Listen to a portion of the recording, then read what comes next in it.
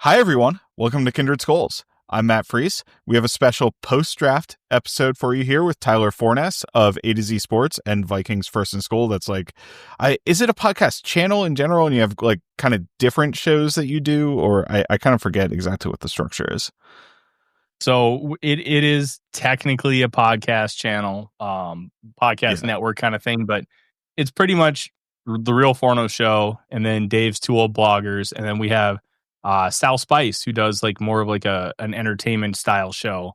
So we kind of hit all the different minutiae of Vikings fandom, and since the Climbing the Pocket split, it's been a really cool journey to kind of see how it's grown. Yeah, no, I mean, I know you've put a ton of work into the Forno show for a long time, and it's just been great to see that. Plus AtoZ Sports. I mean, the sports journalism world is not a world that I like sink my teeth into, and you've gone kind of full throated into it, and it's cool to see because it's not an easy world to crack into either.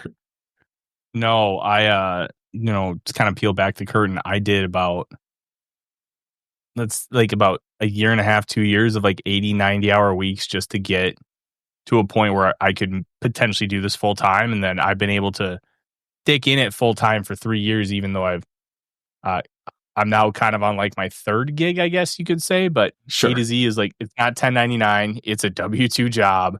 And it's a really cool growing company that's got a lot of like, they don't tell us like, hey, do a bunch of clickbaity stuff.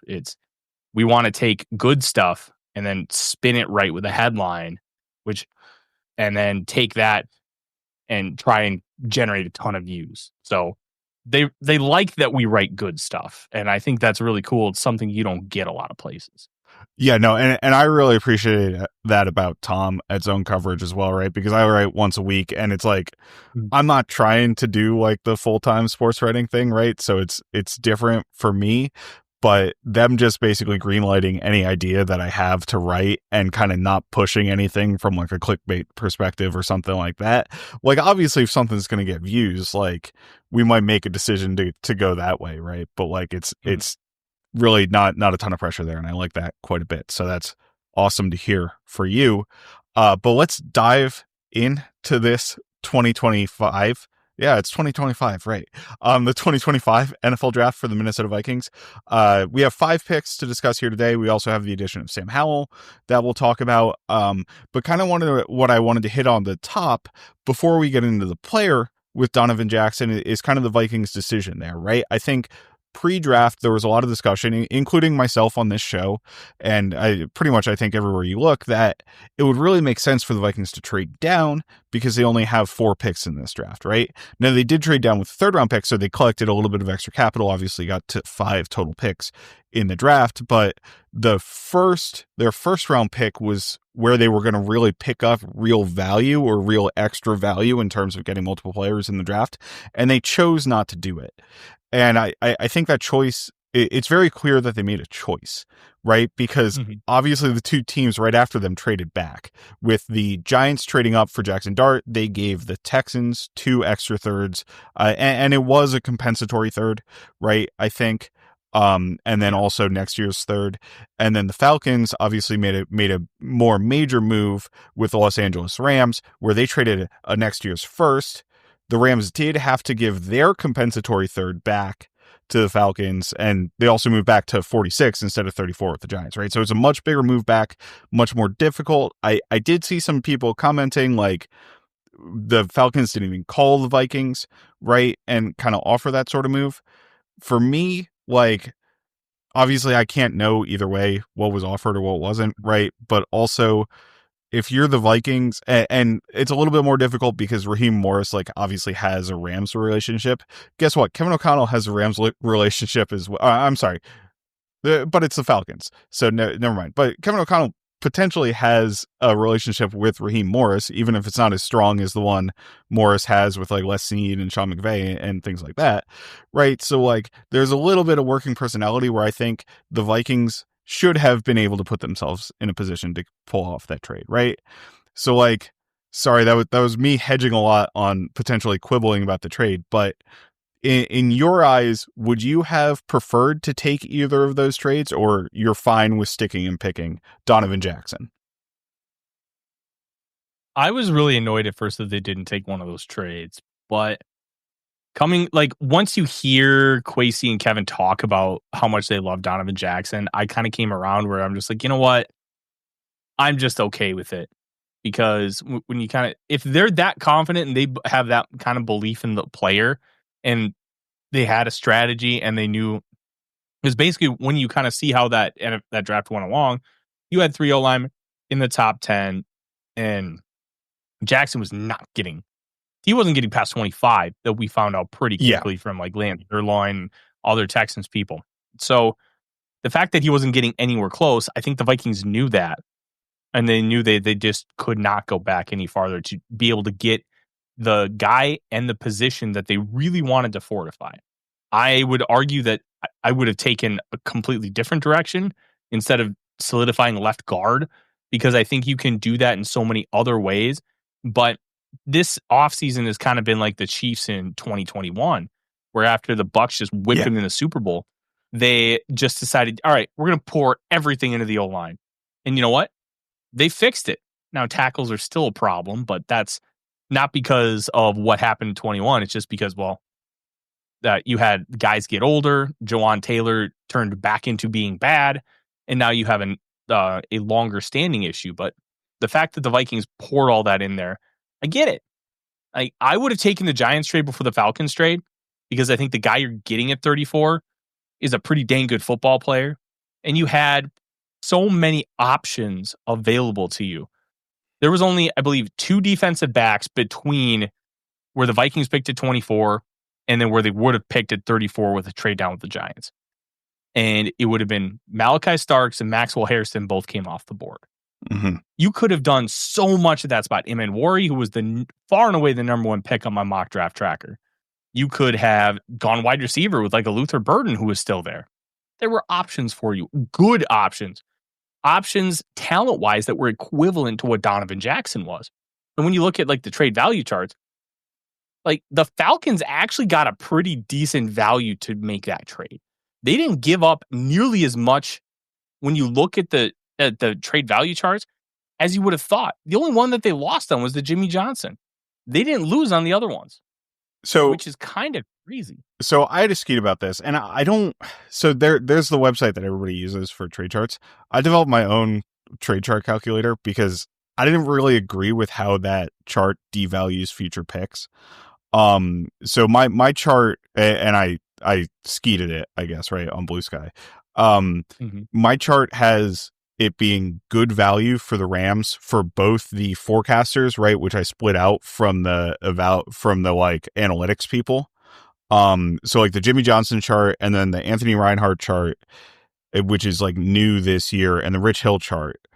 The Anthony Reinhardt chart, it was a loss on, but the other ones I had it as good value on. And it kind of came out to overall as good value. And even the analytics charts has good value, but I value future picks more highly in that trade chart. So that's kind of the difference there. The other difference is why the evaluators don't like it compared to the Giants trade, especially, or the analytics people. Sorry, I'm talking in a Reefs consensus board terms instead of the trade charts, right? The analytics people don't like it because you don't get as many picks, right? The Giants trade back, you're getting 2 extra picks, where they always prefer getting more and more draft capital. The other trade back, you're more even, right? And they undervalue first round picks to what the trade reality is on the analytics charts. So you're just going to get less value from a future first on an analytics chart than you are from the Jimmy Johnson or the Rich Hill chart. Yeah. But so I do find that interesting when you talk about how you value picks more in the future, which personally I agree with. But one of the reasons why Joseph Hefner he made the trade calculator that you're talking about that everybody uses, it's more of a historical how like NFL teams have valued those future picks based on like trades and stuff. It's like the bird in the hand versus 2 in the bush kind of thing. Like that old mantra where like a first round next year is worth about a second this year because, that second is right now. I know what that asset's going to be. There's not that kind of variance where I don't know exactly what kind of class and what player is going to be there, but I know who's going to be here at this spot right now. So and I think there's merit to both sides. Yeah. I personally and I think we can get into a deeper conversation about Kwesi, because he talked about in his pre-draft press conference, he built his own trade chart. Well, when you build your own trade chart, you can perceive it as a good value for you. But if you're getting low value on the market, how much does that really matter? Because you could be getting a bigger return. And I think when we're having the conversation about future picks, that in itself is the same kind of conundrum, because how much value are you getting really when you could potentially be getting more when you're looking at things in a different way? And I think it's a much bigger discussion than we have time for tonight. Yeah. But I find it very fascinating. Yeah, and so I wrote an article about this over on Zone Coverage, but there's a couple things I want to unpack here, right? First of all, I don't think the Falcons' first round pick next year is going to be like in the late 20s, right? So that, to me, personally adds a little bit of value to that Falcons first round pick, right? Like, I think they're going to be a team that's picking in the teens, which usually when you're trading a future first round pick, like, you think you're going to be good. And I'm confident the Falcons think they're going to be good, right? I just don't agree with them. But then secondarily, like you talked about, the trade value thing is pretty interesting. And I think it's been where I've probably been most critical of Kwesi as a GM. You know, if you go back to 2022, we got bad value compared to like the Jimmy Johnson charts and like the traditional stuff for trading down, just because he was willing to take a loss in that area, right? And it's been kind of interesting that he's not really been willing to take a win since then, because of, and you talked about this a little bit, their confidence in their evaluations of the players that they're going to get, right? They were willing to trade up for Dallas Turner because they were so confident in his ability. And I think that can be generally an okay strategy, right? Like, I'd rather have a guy that hits big. I'd rather have a Jordan Addison than two late second round picks, right? One of whom's probably going to be useless and the other one might turn into a quality starter, but Addison's going to be a significantly better player than that, right? Than what you get in the combination of the two. It just comes into your confidence in your own evaluation can be overconfidence in some cases, right? And that's where I thought Kwesi's analogy post-draft kind of missed the mark a little bit, because he was talking about what he really wants to do is hit the ball back into the fairway after hitting into the rough, right? Rather than going for the green in one shot, right? And really, if you're sticking and picking, that's more like going for the green in one shot than trading back, right? And giving yourself a couple more bites at the apple. Now, you know, at least the way it's viewed analytically, right? But I also understand that there are things like talent cliffs in the draft. And I do think there was a talent cliff at guard beneath Donovan Jackson, right? Like, I don't think Jonah Savaiinaea was the same level of prospect that Jackson was, right? I don't think Tate Ratledge was the same level of prospect that Jackson was. So I understand if you're focused on interior offensive line, going that way. I wasn't focused on an interior offensive line pre-draft, so I would have been more comfortable trading back for like a corner or something, and you could have still gotten the corners I liked in Will Johnson and Savone Revel at 46, even if you traded back with the Falcons, right? But you could have done something like trade back to 34, pick a Will Johnson, right? Pick a corner of your choice, pick a Nick Emenwari, and then use the multiple third round picks you now had from the Giants trade to like trade up and get a Tate Ratledge at the end of the second round, something like that. Well, you had that optionality if you wanted to. They just decided to go for Donovan Jackson, which I understand with how they apparently viewed the need. I just kind of viewed it a little bit differently, right? So like, in your ideal world, if you're trading back, how would you have approached it? Would you have tried to trade up like I just suggested? Or were there a couple players, you know, there at 34 that you liked, and then at the late third that you might have gone for? So it's interesting. If I were to have taken a look at my board, the number one player available was Savon Revel Jr. He was, I was the highest in the industry on him. He was sixth on my board. I just think he's just a phenomenal football player. I absolutely loved him. I would have taken him at 25. Oh, 100%. Or 24. I wasn't sure Kwesi was going to take him there because the whole small school thing. I know some of that it could be a complete misnomer. Some of that it could just be, hey, it's too much of the Andrew Berry thing. So one of the things I did when I talked with Luke Braun about it was, okay, how many opportunities has he actually had to take a G5 guy where at a high spot? I found two instances. One of them was the Lewis Seam pick. He could have taken Logan Hall, who went one pick later. He could have taken Christian Watson, who went 2 picks later. The Vikings traded out of that Watson spot, so they had 2 shots to get him and just want to get Logan Hall. The other was Dallas Turner over Quinyon Mitchell, which, if you look at the consensus board, completely understand that. I would have taken Quinyon over Turner. I was not very high on Turner. I had a second-round grade on him, but I also did not get to see any of those with the film that I watched, any of the spots where he really got to drop back and showcase his ability and coverage. And then once I saw that, I kind of came around on it. But it's also, when you look at the whole spectrum, how many opportunities do you really have to take a G5 guy or a non-Power 5 guy in the first round? There just aren't a ton of options. So it's something I've kind of opened my mind up with that process.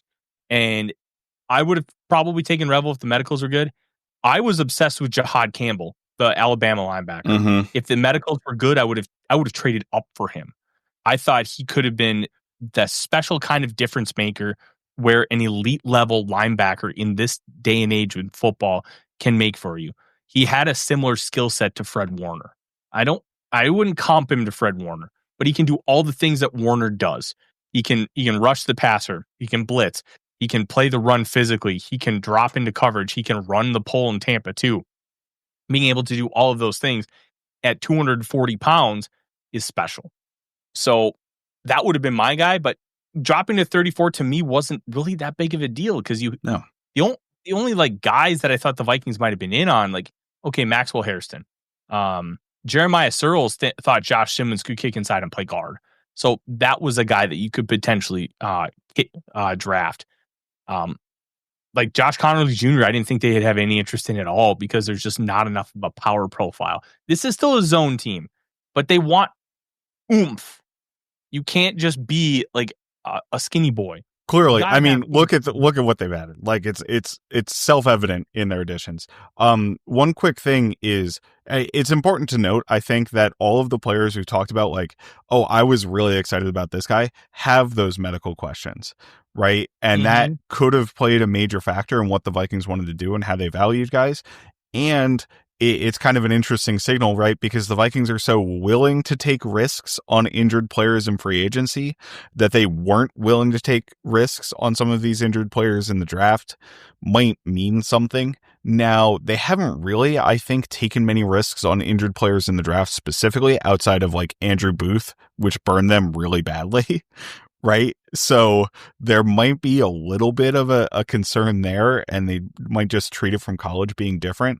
But I do think it's relevant to point out that literally the answer to them not being in on those players could have just been their medical information on them. They didn't see a positive outlook for it, so they kind of moved away from it. Yeah. And I think the one guy that we can talk about is Will Johnson, who was felt like a top 5 pick going into the year. Had issues, and then he comes out right before the draft.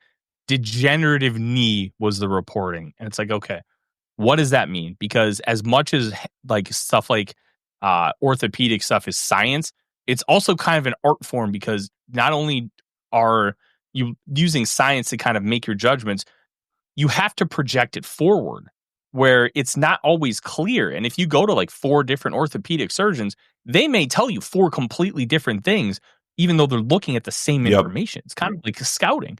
So at a certain point, even if that's a degenerative knee, if he's like a top 10 talent, at what point are you comfortable taking that guy?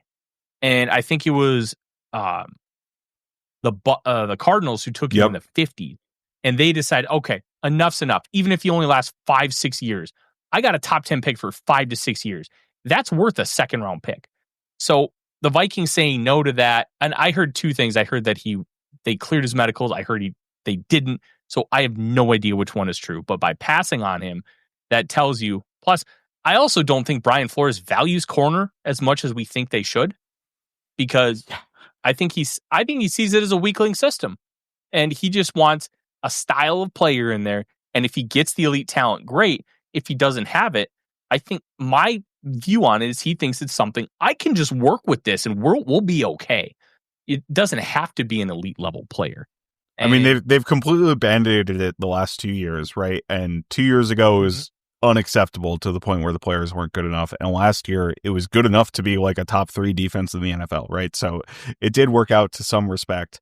And just to wrap a band-aid on this, because I don't want to spend the entire podcast talking about players the Vikings didn't draft. And this is my fault, right? I'm the one who's led us down this path. The Will Johnson thing, it just reminds me of Miles Jack, years ago, who I loved coming out of UCLA, right? Played with Barr and Kendricks in that incredible UCLA linebacker room.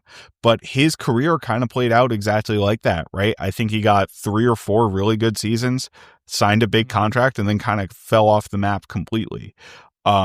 So, if there is concern, and he dropped to the early second round, right? Or the mid second round or something like that. So it might be unfortunately a similar situation for Will Johnson, and the entire NFL passing on him kind of tells you it might be, right? So yeah, with that long aside of things the Vikings didn't do out of the way, why don't we get into Donovan Jackson?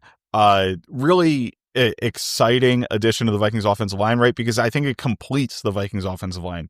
Now we don't have to hem and haw about Blake Brandel potentially being the starting left guard. And like I knew Blake Brandel was cooked when Kevin O'Connell said we want to have him compete with Michael Juergens at left guard, because it's like, that's not serious competition for that. So those words kind of turned into action pretty quickly with the Donovan Jackson signing. He's a guard. He played left guard and left tackle actually after Josh Simmons, who was also a first round pick, got hurt. He kicked out to left tackle, played pretty well, went to Ohio State. He was pick number 24 on a Reef's consensus board, which I referenced. He was pick 36. So it was a slight reach, right? And I think that kind of factors into the trade conversation above to me, but we'll leave that for now. Like, I'd rather, have traded back and tried to get him there. But like you said, it sounded like the Texans were going to take him at 25 regardless. So I don't think that was a realistic possibility. And he's 6'0", 3'5". So that's 6'03" and 5/8, 315 pounds with 33.5-inch arms. So, 33.5 is like a little bit less than you want a starting left tackle to have necessarily. Like, a lot of people say the threshold is 34, but those are still that's still pretty decent arm length, honestly, in the grand scheme of things. So he could play tackle in a pinch, I think, especially with Christian Darrisaw potentially being injured going on. I know I gave you a long runway for the intro there, Tyler, but give us your scouting report on Donovan Jackson, and kind of if you think, despite him being the 36 player by consensus, like he matches value at pick 24. So this is a really interesting class because, excuse me, there really isn't a ton of difference between like pick 15 and pick 60 from a raw talent standpoint. This is not a class that cliffs really hard. Anybody who was picked at 20 could have gone at pick 40, and I don't think anybody would really bat an eye. It's a very fluid talent pool this year, and because of that, I don't really have a problem with taking the 36th player at 24. In other years, I probably would have had more of an issue with it, but this year, no. Like Gray Zabel, I had 57th on my board. Yeah. He was, I think, 36th. He went 18. Tyler Booker was 31? I had, let's see, where did I have Tyler Booker? I had him actually below Donovan Jackson. And I think the lesson is there's a limited number of blue chip players in a draft class, right? And the Vikings weren't in the range to get any of those players. This year, I think we had a lot fewer blue chips than we did last year. Like, once we hit pick 10, I was like, none of these guys are any good. Like, I wouldn't want to pick them in mock drafts, right? Once you hit pick 4, yeah, I think those blue chippers were done. It was Travis Hunter and Abdul Carter. That's why you saw the Jaguars spend a fortune to go up and get Hunter. But it was a new regime. The Jags have been the Jags forever. The Cons mean well, but as much as they mean well, they're bad owners because they don't have, for lack of a better term, the spine to really throw their weight around. They are so rich. Like, Tony Khan obviously runs All Elite Wrestling. Yep. All Elite Wrestling has more capital than WWE, and WWE is like 20 times bigger than AEW. All Tony has to do is lay his dick on the table and say, F you, I'm going to war. And he could win because he can outspend them. Like, they need to be more of that instead of just more laissez-faire, nice people, which they are.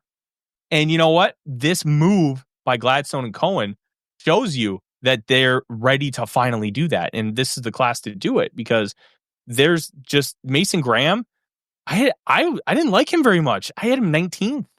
He was like consensus top 5 for most people, but I saw him get washed in the run game.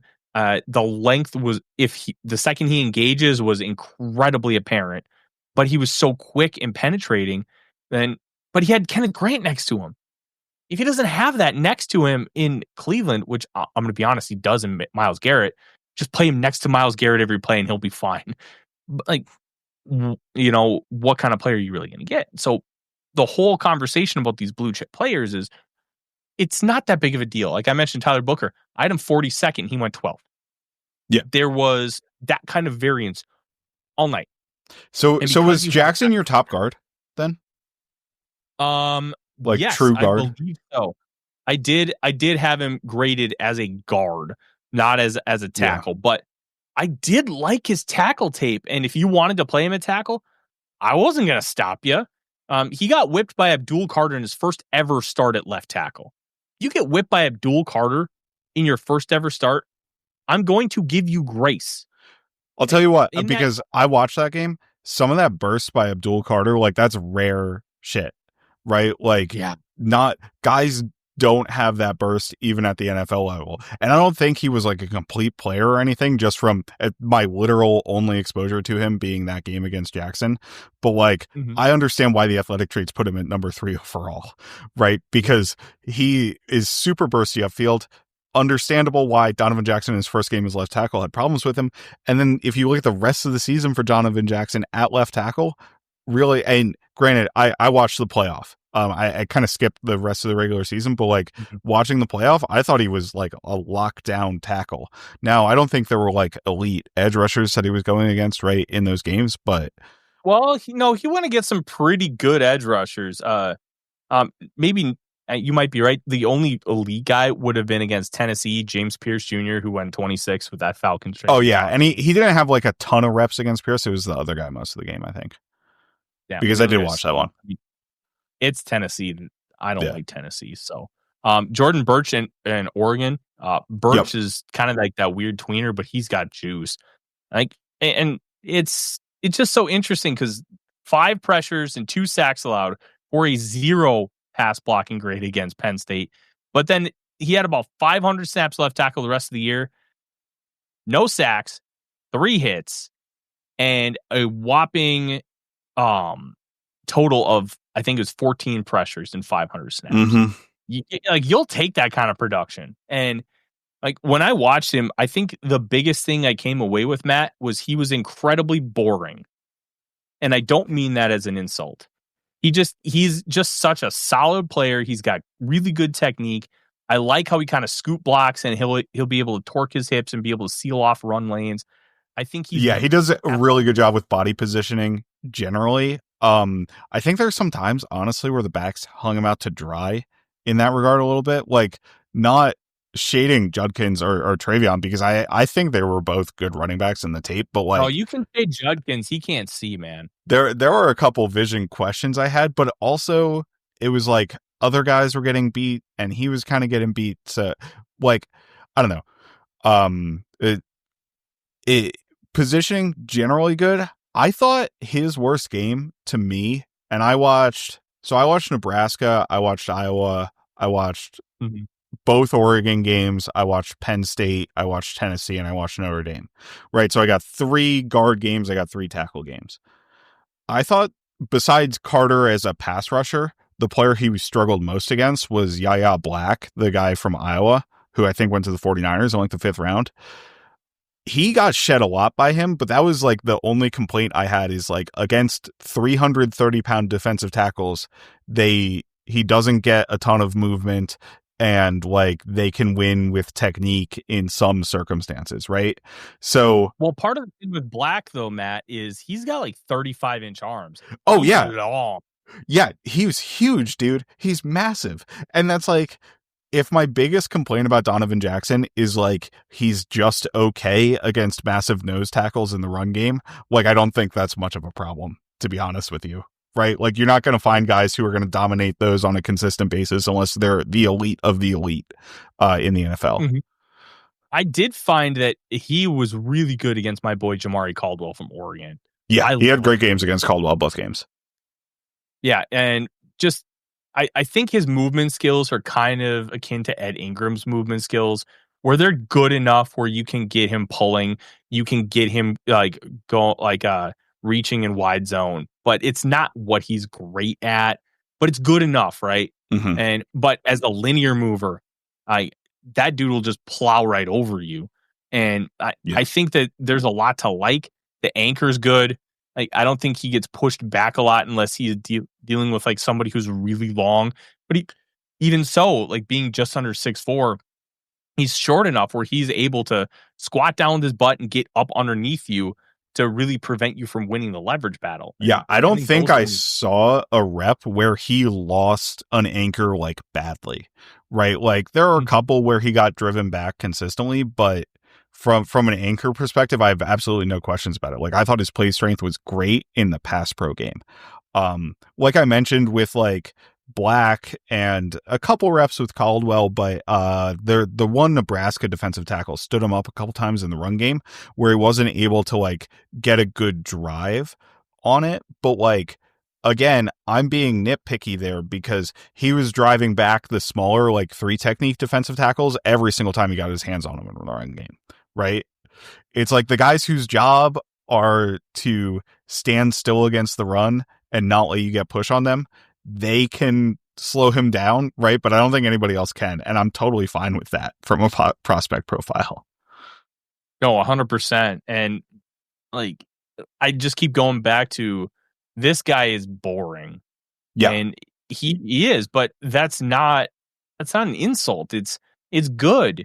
He's technically sound. He's not overly explosive. He's not overly athletic, but he's stout. He's not going to let you just whip his butt, and he's going to make an impact and drive forward, especially in the run game.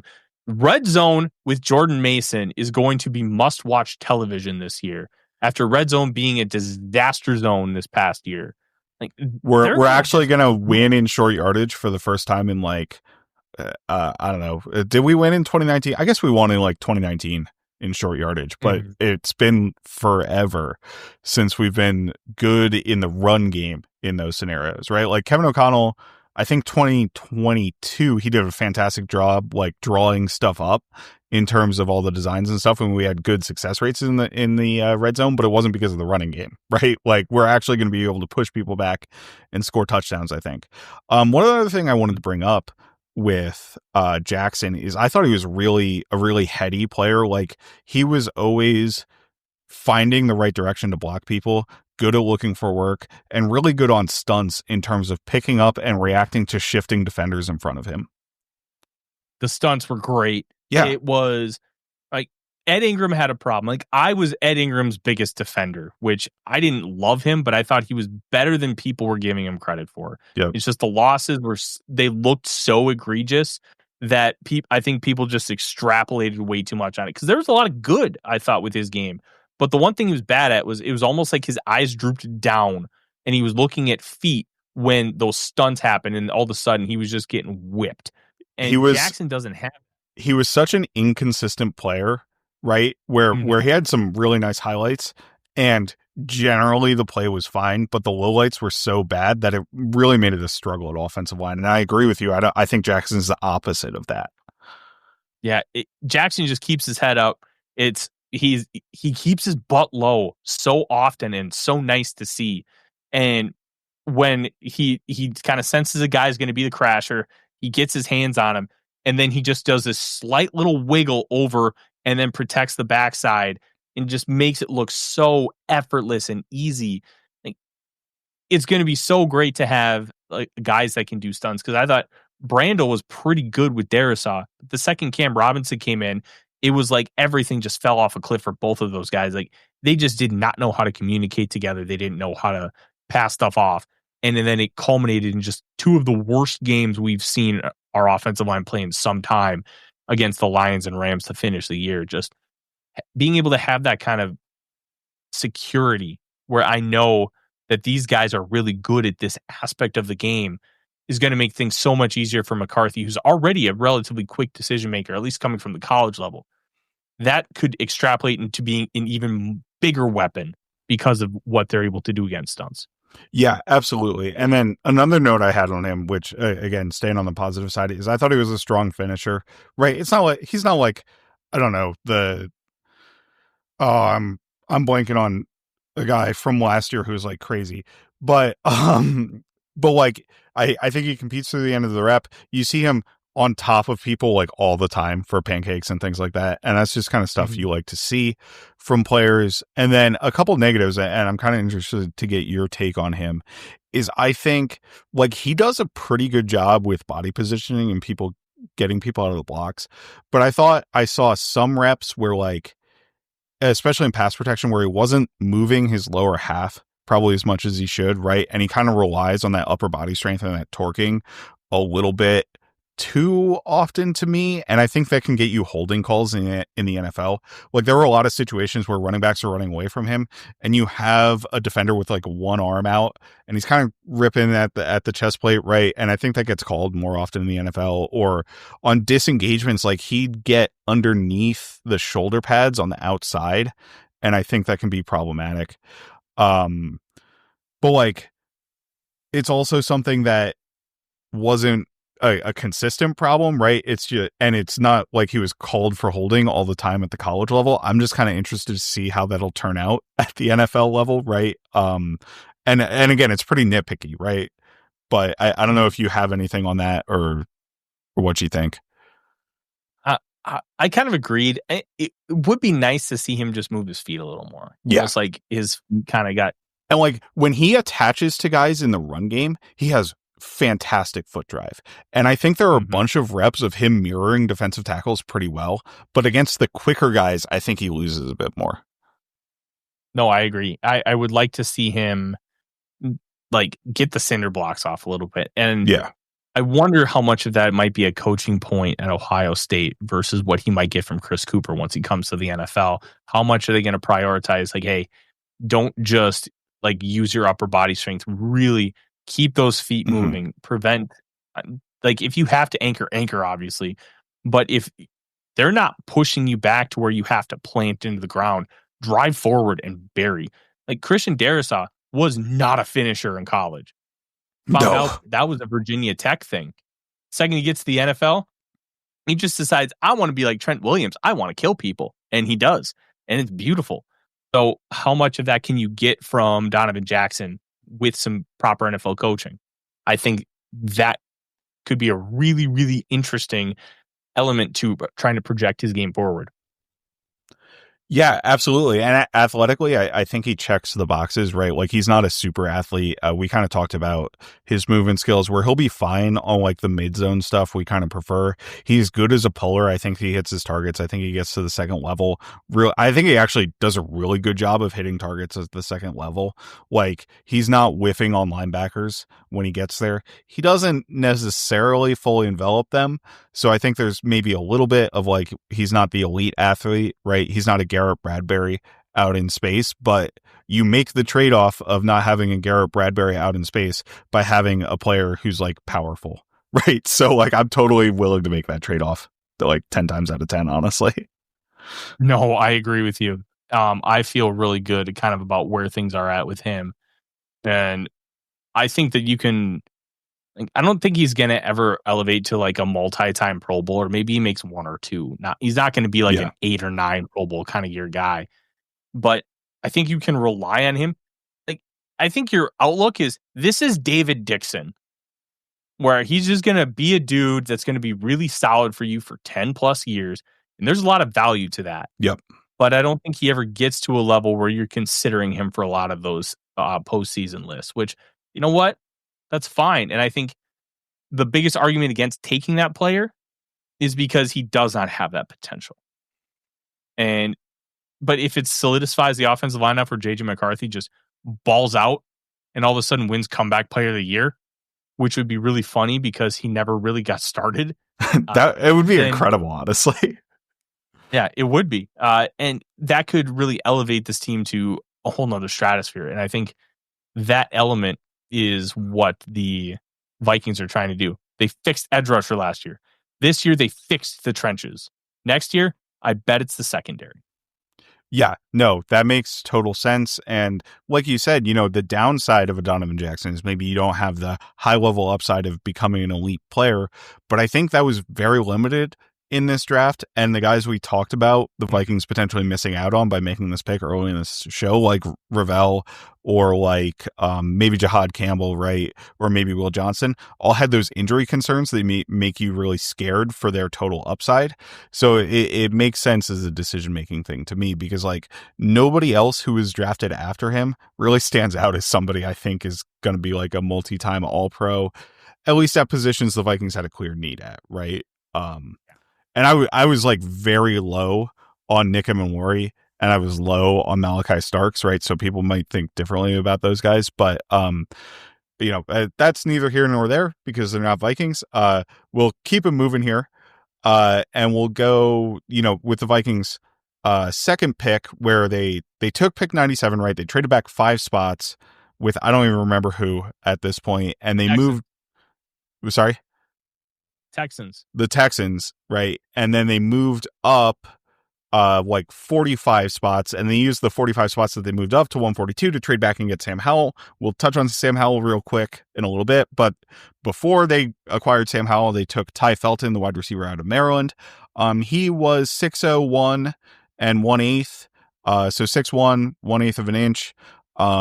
It was 183, so pretty skinny, right? But a speedster. He ran a 4.37 with elite jumps, and the only agility he ran was the short shuttle, which was pretty mediocre, all things considered, but great, burst, right? And a mediocre shuttle is more than good enough if you have that kind of speed, right? Like you don't want to turn away like a boat, especially if you're only 183, but from an athletic perspective, obviously it checks a lot of boxes. I know nothing about him as a player, so enlighten me, Tyler. So one of the interesting things I think with Felton is the entire offense at Maryland ran through him. And if you are having an entire offense run through you at a major P4 institution, that says a lot about who you are as a player. And Maryland isn't necessarily the best program, but Mike Loxley does have a good one, and he gets big boy recruits. He does get 5 stars to go there. Usually they stay home and they go to Maryland. But like Chop Robinson, before he went to Penn State, he spent a year at Maryland. 5-star guy. Like those kind of guys regularly pass through that program, but they're usually on defense, not on offense. So one interesting thing kind of about him is because that offense flowed through him, some of like the underlying metrics weren't necessarily great. His average depth of target was only 9.9 yards. They're getting him the ball a lot in short spaces, trying to let him work with it. Of his 1,119 yards, 590 of them were after the catch. So he's doing a lot of work by himself to be able to maximize that. And I think some of the agility concerns that you mentioned, Matt, with like the short shuttle, he's a track guy. And you can see that burst, as you mentioned, that long speed on film. He's got return ability. He needs to find a way to get stronger. One interesting thread line that I've kind of noticed with Kwesi Opomensah is he doesn't give a crap if you're slender. If you can play, he'll take you. This is the 5th guy that they have taken or signed as UDFA that's stuck around that's been under 190 pounds. I've hated on that like 5 different times, right? Like I hated on it pre-draft before we took Jordan Addison. I was like, what is taking a 170-pound receiver in the first round? Definitely wrong on that one. I hated on it with Mekhi Blackman a little bit, right? Even though I thought he was a bit more competitive. And Addison honestly was pretty competitive too. So if he needs to get strong, is he like competitive, or really, you really see the lack of size show up on tape? Yeah. It's those two guys. Jay Ward was 188 pounds. Dwight McGlothern was like 180 pounds soaking wet. It's not 2. And then you have Tai Felton, who's 6'1.5", 180 pounds. But that play strength really does show up. It shows up at the catch point. It shows up when he's initiated contact. if he's making people miss, but he's not running through arm tackles. And that is some of like a problem. He's an effort blocker. I think the effort is fine, but his play strength just isn't. I think if you don't want him to gain a bunch of weight, but if you can get him to gain 5, 6, 7 pounds of muscle and just learn a little bit better technique with some of those things, I think he'll be okay. His contested catch rate is 38.5% over the course of his college career, which not phenomenal, but college quarterbacks stink, especially when they play at Maryland. Yeah. Like contested catches are just different. You want to see that number higher, but half the time a contested catch is just a poorly thrown football and that ball gets knocked down due to no fault of your own. So I think one thing he really needs to figure out, and I think Keenan McCardell will help him fix it, he tips off his routes. He does not keep that a secret. And McCardell was one of the better route runners of his era, and he was an undrafted guy. Like he understands how to maneuver. He understands how to teach it. But as Kwesi said, you cannot teach speed. He's got that. He's got the ability to burst. It's something this offense just does not have. It kind of does with Naylor, but I think that Felton feels faster than Naylor on tape. And Naylor's probably not going to be on the team next year, which is one of the reasons why we're making this pick. Plus, to be clear, in 2026, obviously, because he's going to be an impending free agent. Somebody will probably pay him like $10 million because, I don't know, Joshua Palmer got like 13 or something like that. So I don't know. The NFL loves paying bad wide receivers. They do. And one thing that I think with Felton is really important, kick return ability. Remember, they changed the kickoff, so touchbacks are at the 35-yard line. They're at the 30, okay. 35, now that's too close. So you're going to see a lot more kick returns. And a guy like Felton, with that kind of speed, you give him a crease, he can house it. That is going to be an interesting element, at least initially, for him making an impact on the field. And the idea is that this guy can be your number 3 probably as early as next year. Yeah, so you mentioned the kick return ability. I'm gathering he's not like super quick, obviously. He's more of a long speed guy. That probably means he doesn't have much punt return ability. Like, I don't know what he did in college or didn't do, so. He did return kicks. Okay, but not punts. He returned 2 punts for 17 yards last year. 2022, he returned 6 kicks for 143 yards. So the experience is relatively limited, but you see a vision with how he sees the field, with how once the ball gets in his hands, how he attacks vertically. And those elements can translate to the NFL. You can translate that from being a receiver to being a returner. So he's got a chance to win one of those jobs. No, absolutely. That's definitely a good thing. And honestly, once you get into the late 3rd round, like, you're not expecting a guy to be anywhere close to a day 1 starter, right? You're expecting him to be hopefully a rotational piece who can be a role player for you. And then also, if he has special teams ability, that's a huge plus for him making the team year after year, right? Like, he's definitely going to make the team year 1 because you made the investment and you think he's talented enough that he can grow into like a long-term starter, that you're going to want to keep him there, even if he sucks at special teams, right? But for him to make the team in year 2 and year 3, he has to show some special teams value or show like really good on-field value, right? So he at least has somewhat of a path there. One other note, because it sounds like he's, more of a developmental prospect who we want to fill out more. He's only 22, and he's 22 right now, but he'll be about 22 and a half when the season starts. All of the players that the Vikings drafted are going to be 22 when the season starts. Nobody's going to be 23, 24, 25, except one of their UDFAs that they added. But BYU, that almost doesn't count. Right. You went on a 2-year mission, so there you go.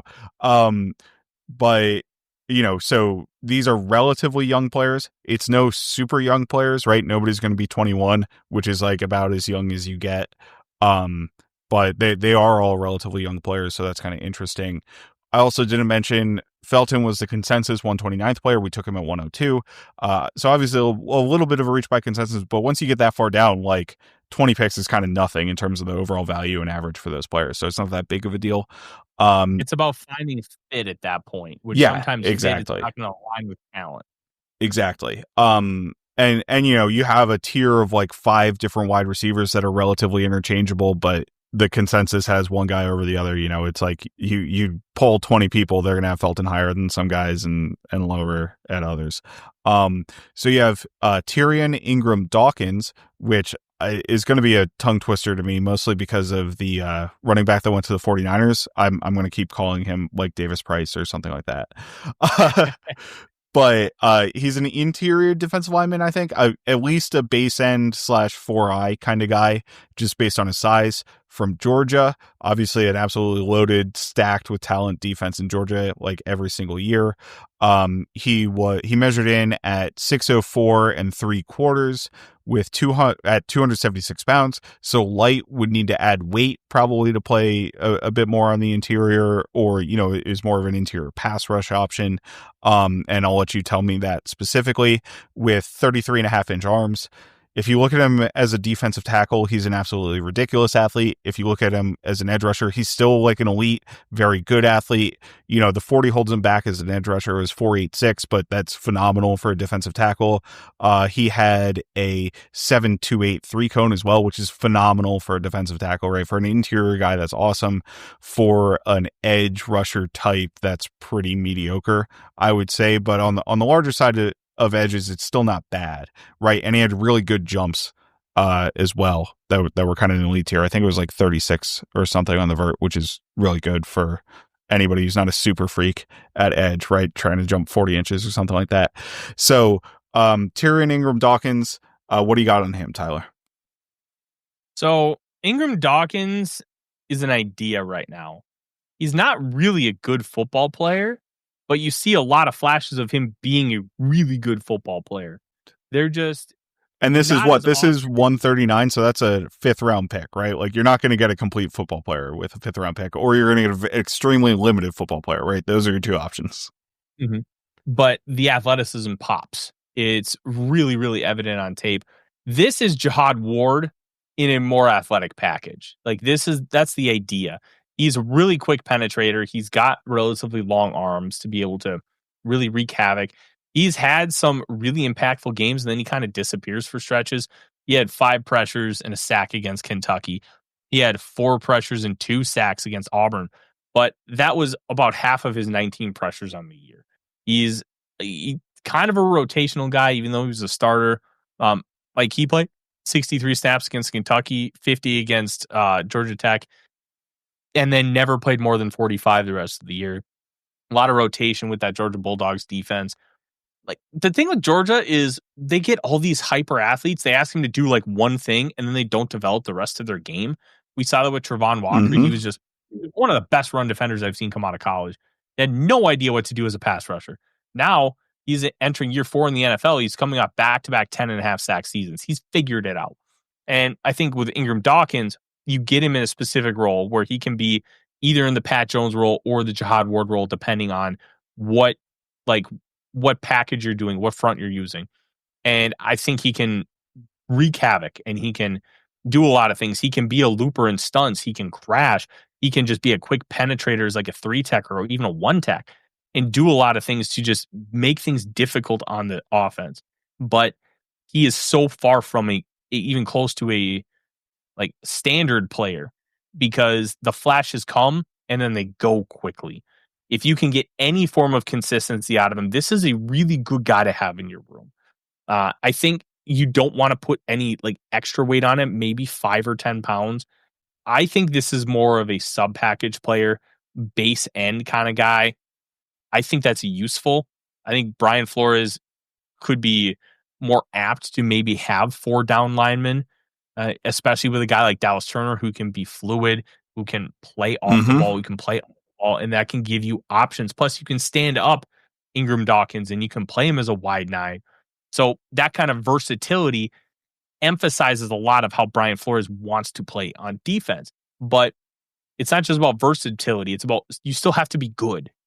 And I think Ingram-Dawkins is a little ways away from being a regular rotational guy. But by year 4, there is a path where this guy is a plus starter. It's probably in like the 15th or 20th percentile. But there's a real path to get there because of the athletic profile, because of what we've seen in those bursts on film.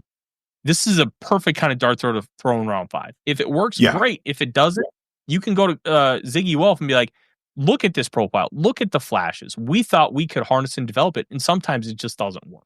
Yeah. So this is the perfect range to make that bet.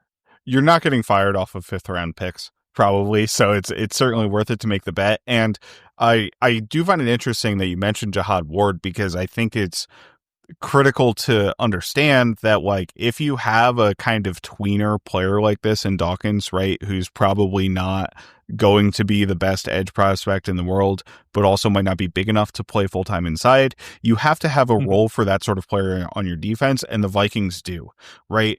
Jihad Ward was a pass rush down interior pass rusher last year. He didn't do anything else. You know, he had like 400 plus snaps, and 300 plus of them were on the interior as a pass rusher. When he did see a little bit of run late in the season, it was in the Jerry Tillery role, also an undersized player, right, who the Vikings brought in to play that. So I do think that's the role Tyrion Ingram-Dawkins profiles into. It's also the role I profile Javon Hargrave into, right? And Hargrave is actually pretty stout for his size, right? He's a smaller player, but he's like still over 300 pounds despite being like just over 6'2" or something like that. But you know, I think that's kind of the understudy that you want there. Obviously but the Vikings also need a bigger base end, right? They need somebody to replace what Pat Jones was doing. So he might be able to have some flexibility into that just based on how you described him to me. So real quick, I do want to touch on the Sam Howell trade, right? Because Ingram-Dawkins was pick 139. He was the consensus 170th player. And then the Vikings had a pick at 142 due to the trade back where they got Tai Felton. But they traded that and got 172 back. So, you know, and I'm sure everybody knows this, but if you were following along, they basically took 97 and 187 to get 102, Sam Howell, and 172, right? So they moved down 5 spots to move up 15 spots and also pick up Sam Howell. If you look at the move down 5 spots to move up 15 spots, on my trade calculators, it's like a relatively even trade. Honestly, like you lose a little bit of value, but it's like almost even. So you almost get Sam Howell for free, right? In this trade. And then they turned 172 into 201 and 202. Yeah, right. Which is obviously going to be a win. It probably wasn't a win on the regular charts, but it's always going to be a win for that on the analytics charts. Right, and they turned 172 into 102 and 202. So quick on Sam Howell, obviously profiles as the Vikings backup quarterback.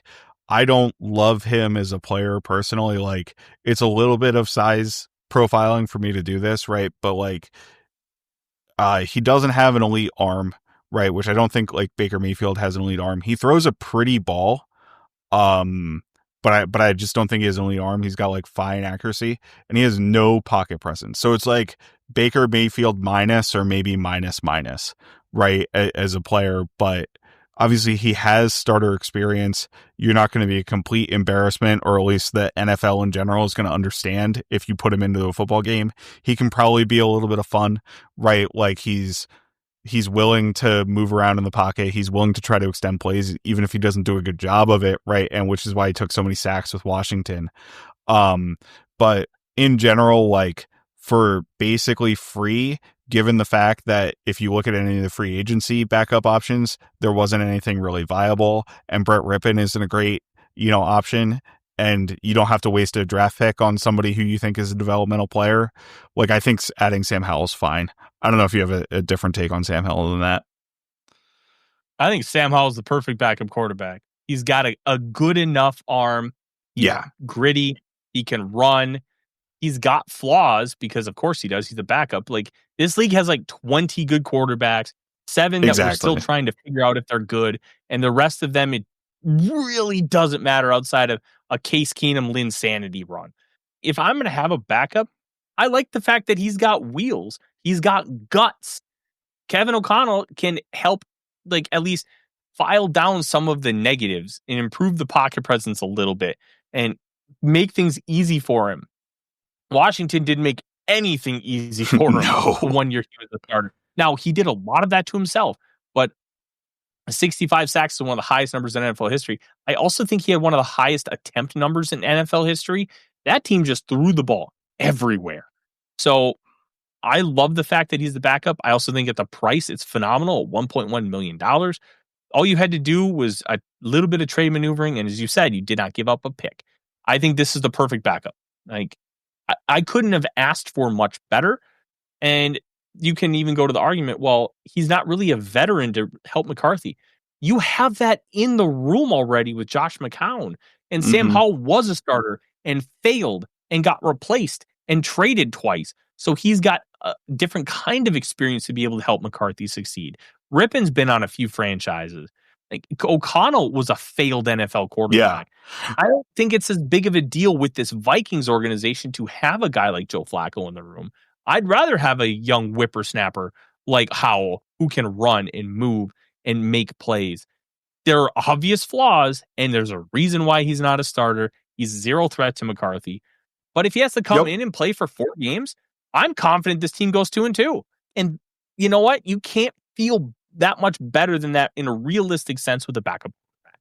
No, absolutely. And I think one of the things we had 2 things I want to pull out. I think you did a really good job.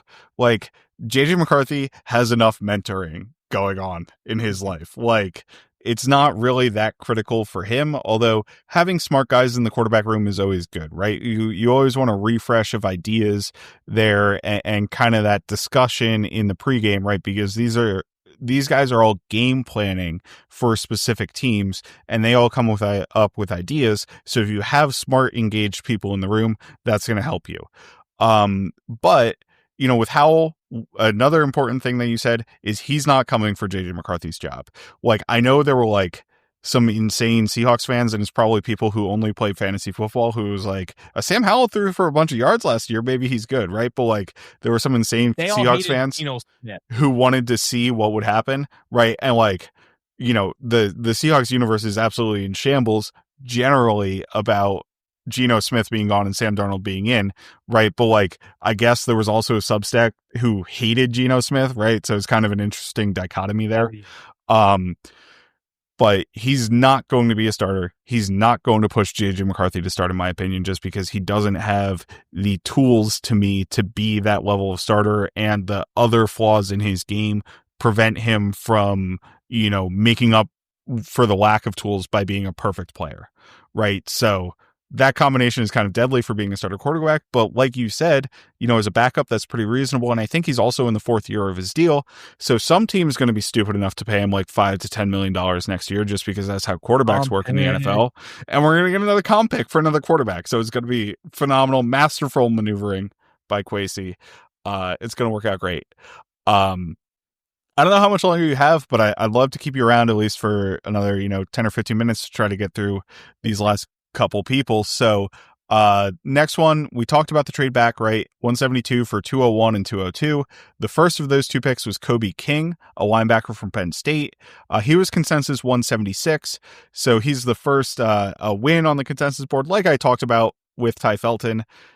At this range, like, unless you're dipping way down into like the 300s, like, you're not reaching too bad. And unless you're getting a guy who's like ranked like 80th or something, you're not getting that much of a win, right? So fine by consensus. He's a bit on the smaller side, right? He's 6'006", which is 6 foot and 3/4 of an inch. 236 pounds, right? So 236 is pretty much the range for linebackers in the NFL these days. Like, that's pretty much like standard, right? So I wouldn't say he's small, and especially being shorter, like with Ivan Pace, you know, you have more mass, right? Like, you're thicker as a player, so it's not really that much of a concern to me. He's got 31 and 2.5 inch arms, so longer than both Ivan Pace and Blake Cashman. The short arms watch for the Vikings linebackers is always really funny, I think. He ran a 4.6, which is pretty mid. He had mid jumps and agility. So basically he's an average athlete, but a little bit undersized for the position, which is probably what drops him down, right? So I don't know if you have overall thoughts on him. Do you think he's a rotational player? Do you think he's a special teams player? Where do you think he excels? I think he excels at having a twin brother who's a member of the Green Bay Packers. His brother, Kalen King, was a 7th round pick last year. He was corner. I think the best Wait, is he the one that was like supposed to be a first round pick and then he fell all the way down to the end of the draft? Yeah. Oh, that's very unfortunate. Very unfortunate. Kobe King, run fast, hit hard. He's right now he's a 2-down linebacker. I think you can develop a little bit of the pass coverage stuff. It feels more like so Ivan Pace back up day one. Yeah, I do think like if you need to rotate Blake Cashman out of some plays, like maybe toward the end of the year or next year, I think you can maybe get Kobe King like an extra like 10 snaps to give Blake Cashman a little bit of a rest. Not a lot, but enough to where you can keep him fresher. I think he's going to be a core special teamer. I think there's a chance he can develop into a starting 2-down linebacker. Maybe he can be a 3-down guy. Like, I'm not the biggest on Ivan Pace. I think there's some limitations, but I think what he's really good at. I just prefer him in a little bit more of a specialist role where you're playing him like closer to 40 snaps a game and ask him to do the things he's really good at. I would say I agree with you where if Ivan Pace stays the same player that he is right now, I would be scared to pay him in 2 years. Like next year, he'll be an RFA, so you can get away with that just fine.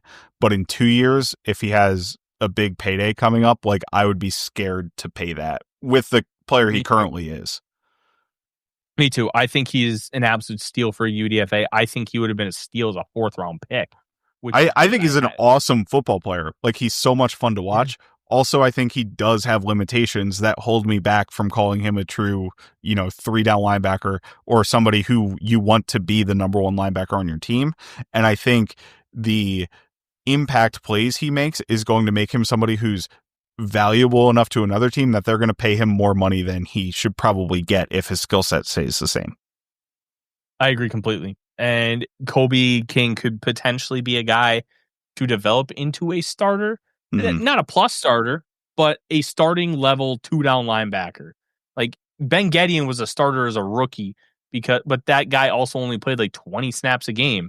I think it would be a little bit higher level than that. Somebody who plays 30, 40 snaps and could potentially be a really good guy against the run.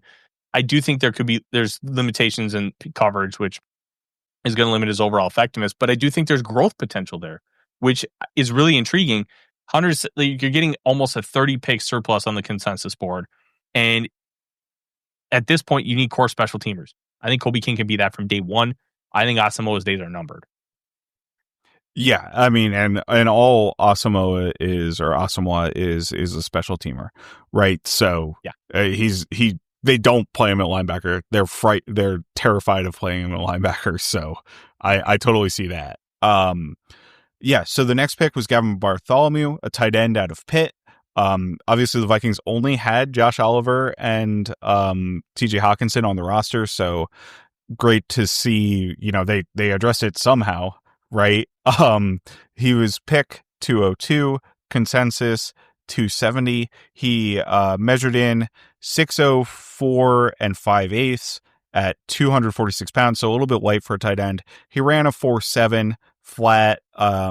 He had great jumps. He ran a 7-second flat 3-cone, which is like awesome for a tight end. He ran a 4.3 second shuttle. He was allergic to hundredths of a second in any of his testing.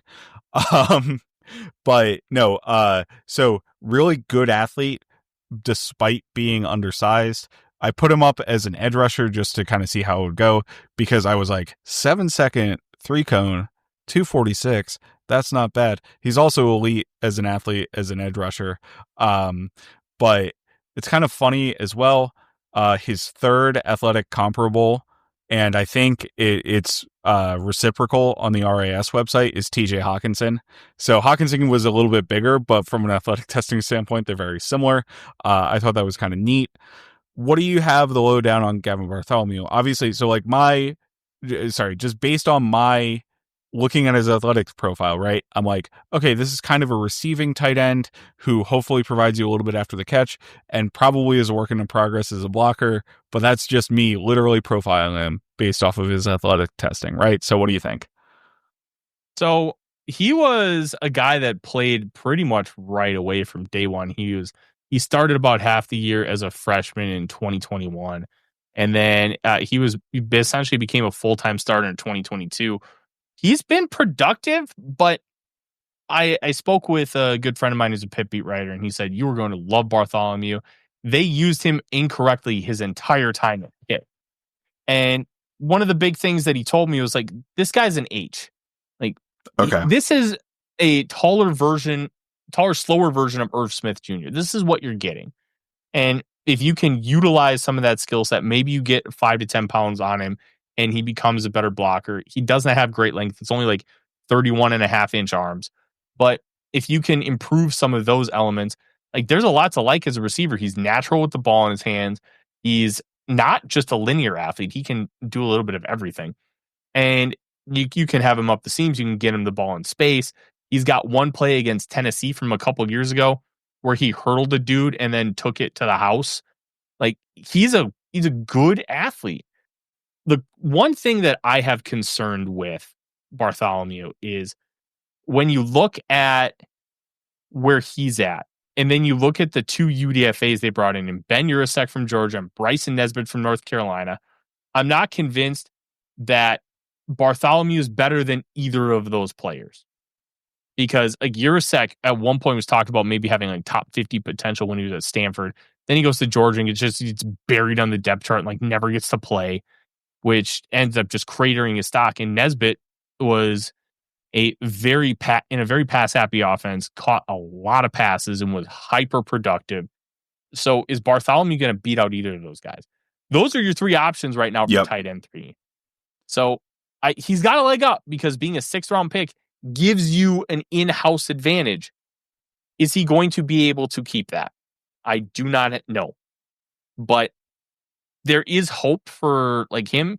Like if you understand how to use a player like Irv Smith Jr. and use a player as an H and allow him to do a lot of the athletic stuff that he can do, there's upside to him. Mm-hmm. But how limited is he going to be as a blocker? Can you grow that profile with any form of significance? That's going to really answer the question on whether he can be a plus professional or if he's just another guy. Yeah, and it is kind of interesting because Yurosek and Nesbitt have roughly the same dimensions that Bartholomew does. Like they're all a similar size player. So I think they were looking for kind of that type that can be more of an H-back and maybe isn't as much of an inline guy. You know, and that kind of makes sense as a Johnny Munt replacement, who they use Johnny Munt like exclusively in line, but he was a second tight end and they like to get him the ball in the flat and things like that, right? Like I always said, you know, find yourself someone who loves you as much as Kevin O'Connell loves Johnny Munt, just because like he always seemed to design a little something for him while he was in the game. And, you know, I think the key for a player like him will be being competitive as a blocker, right? You don't need to be overwhelming as a blocker. You don't need to be a fantastic blocker, but you do need to absolutely be competitive. And that's something the Vikings will clearly ask you to do if you're that size.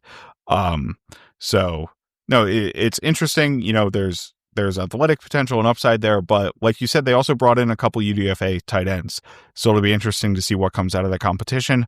I don't mind the path the Vikings took at the tight end position, right? Like, I don't think there was a lot of value in free agency. Clearly, Josh Oliver is your blocking tight end, right? Like, you don't need to sign a guy for $1 million who's a pure blocking tight end. So at least get some receiving upside with some of these guys that you're bringing in. I don't mind that at all. And I was a really big fan of Rondé Gadsden the second out of Syracuse because I thought his receiving profile was tremendous. And I can teach a guy how to be a little bit of a better blocker if there's effort there. I can't teach you how to be a great receiver. And I think all 3 of these guys are they're plus receivers at the college level. So if I can improve the other element of the game, which blocking is so much, as much as it's physical, it's so much more about finesse and technique and less about athleticism. If I can get you at least to a passable point there, I have a good football player. And we're only asking for tight end 3. We're not asking for you to be a regular contributor. So I like where they're going here. I can develop the other areas. I'm going to take the ones that I can't. Yeah. So, no, it's absolutely, I I think the way to look at it, especially through the lens of like what the Vikings currently have on their roster. So that wraps up the draft. I think Donovan Jackson is exciting as the person who completes the Vikings offensive line, right? Like, I think we should be really excited about the offense the Vikings are going to be able to put up on the field, even if we sacrificed a little bit of defensive improvement, maybe by taking him in the draft, right? And then it's a bunch of guys who you kind of hope become something, right? So it's maybe not the most like, oh, we got 5 guys who are going to be starters in this draft, right? And guess what? You're not going to ever get 5 guys that are going to be starters in the draft unless you knock every single pick out of the park, which the Vikings have done, 10 years ago, right? Actually, exactly 10 years ago with the 2015 draft. But those are rare, one team does it a year types of situations, or one team does it every other year, right? You got the 2017 Saints are another great example. Some of those Seahawks draft, like the 2011 Seahawks draft or something like that, was an absolutely insane one. So I don't think this is an insane one brewing, but I do like the depth that they were able to provide at certain positions, and I love the completeness of the offensive line after the scope of the full offseason, right? It wouldn't surprise me if there were a corner move on the horizon for a veteran corner, just because they lack any sort of size in that room at all. Like, literally, Mekhi Blackman at 5'11" with 31-inch arms or under 31-inch arms is the tallest, longest player in that cornerback room, right? I guess McLaughlin is. I shouldn't skip over him, but like, I'm not counting my chickens before they hatch kind of with either of those guys. So it wouldn't shock me if they added a big veteran corner. But I do want to get into the UDFAs a little bit. I'm going to run through the names really quickly, and it's all available on the Vikings website. And then I want you to give me, any tidbits you have on these guys. So Logan Brown, offensive tackle at Kansas, was 143rd by consensus. He's like the Kwesi number one, like top UDFA that we kind of signed this year is kind of how I view him. Tyler Batty is an edge from BYU. We referenced this earlier, but he is like 25 or 26 years old or something. He's crazy old. 26 on Friday. There we go. He was 239th by consensus. So like, should have been drafted by consensus. Max Brosmer, who I'm sure people who listen to this podcast are familiar with, obviously the quarterback from Minnesota. He got $250,000. I didn't see the money on any of these other players, but that's a lot for UDFA, guaranteed. So they obviously like him. He was 256 by consensus. Then we have Trey Stewart from Jacksonville State. He's a running back. He's pretty small. He didn't have great athletic testing, but I think you really like him, so I'll let you give a talk on him then. Zamiah Vaughn, a corner from Utah, is tall and long. Keenan Garber, a corner from Kansas State, is an absurd athlete. Like, his athletic testing was off the charts. Silas Bolden, a wide receiver from Texas, is tiny. He's like minuscule. He's like 160 pounds, 5'7", something like that. He might be a returner, I think, just based off of that profile. Robert Lewis, a wide receiver from Auburn, had horrible athletic testing, so kind of the flip side. Dante Fleming, a wide receiver from Tulane. Yurosek and Nesbitt, we kind of talked about a bit. Austin Keys, a linebacker from Auburn. Chaz Chambliss, a linebacker from Georgia. Dorian Mousey, a linebacker from Auburn. Are any of the guys edge rushers? Do you know anything about them? No. So the one guy that I know a couple guys. Yeah. Batty. One thing that's interesting is each of the 3 years that Kwesi Pimenta has done this, they have kept a total of 8 UDFAs on the initial 53. Yep. 4 of them have been edge rushers. At least one edge rusher per year. So that's an interesting trend. One of them was really bad. Mm-hmm. Sorry. I'm still not over Andre Carter. Yeah. The idea made a lot of sense, but he just did not make enough improvement over year one. But Batty got almost $250,000 guaranteed, $20,000, okay, like $25,000 signing bonus. So they did commit a good amount of money to him. He's a very average athlete. He's an effort guy, a 100% effort guy. But he's a really stout run defender. He's like if Jonathan Bullard was 275 pounds and Mormon. That is what Tyler Batty is. But I do think that there's enough of a profile there to potentially make the team, especially because of that effort and motor. Logan Brown, Kansas, He got kicked off of the Wisconsin team for beating up a teammate. Oh boy. The official verbiage was that he struck a teammate, and then he entered the transfer portal because it was within that 30-day window after Paul Chris got fired. And Jim Leonard came out and was like, no, I kicked you off the team. You didn't leave. I told you to go. But he's also when your old coach is throwing dirt on you, that's rough. Yeah. So we don't know all the details, at least publicly, but the stuff I said was public. I do like Trey Stewart. Hyper productive. He's small, but he ran in that rich rod offense, a lot of zone. He can do the misdirection counter stuff, and he's fast enough. He's got a 4.5 40, and the testing wasn't great, but the on-field vision is really good. He's got enough long speed to be able to turn a double into a triple and potentially a homer, but he's more of like the double kind of hitter, which, you know what, is fine. If you can get me 30 yards, I'll take 30 yards. I'm not going to complain about it just because you can't give me 50. The size is a big concern. If he balls on in special teams, Ty Chandler's gone. That's the way I see it. But the special teams is the one thing that is going to keep Chandler around. Would it be like as a returner, or it would be like as a gunner or like a kickoff guy?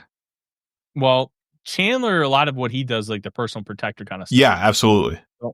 But if Stewart shows any kind of special teams aptitude, I think Chandler's gone and Stewart stays. That's my read on it. The other two guys that I'm really interested in, other than the tight ends, Garber just does not know how to play corner yet. He's only been played football for a few years, but the athletic testing's bonkers. Silas Bolden was a gadget guy at Oregon State.